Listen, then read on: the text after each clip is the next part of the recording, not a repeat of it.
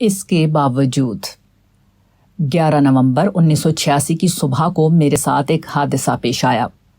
میری اینک ایک بھول کی وجہ سے پتھر کے فرش پر گر پڑی اور اس کا شیشہ ٹوٹ گیا۔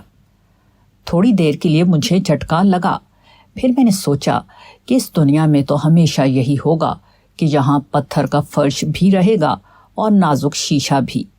اس لیے اس دنیا میں حفاظت اس کا نام نہیں ہے کہ چیزیں کبھی نہ ٹوٹیں۔ اس دنیا میں حفاظت یہ ہے کہ ٹوٹنے کے باوجود ہم چیزوں کو محفوظ رکھ سکیں۔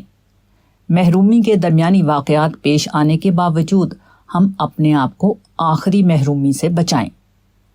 گلاب کا پھول کتنا خوبصورت ہوتا ہے، اس کو پھولوں کا بادشاہ کہا جاتا ہے، مگر جس ڈالی میں گلاب کا نازک پھول کھلتا ہے اسی ڈالی میں سخت کانٹے بھی لگے ہوئے ہوتے ہیں۔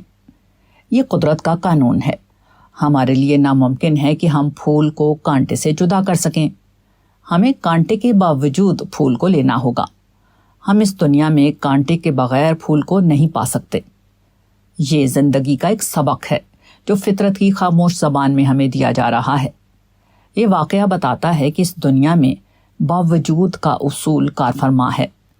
یہاں ناخوشگواریوں کے باوجود خوشگواری کو قبول کرنا پڑتا ہے۔ یہاں نہیں کے باوجود اس کو ہے میں تبدیل کرنا ہوتا ہے۔ یہی اس دنیا کا عام اصول ہے۔ یہاں کامیابی اس کا نام ہے کہ آدمی ناکامیوں کے باوجود کامیابی تک پہنچنے کا راستہ نکالے۔ یہاں تجارت یہ ہے کہ گھاٹے کے باوجود نفع حاصل کیا جائے۔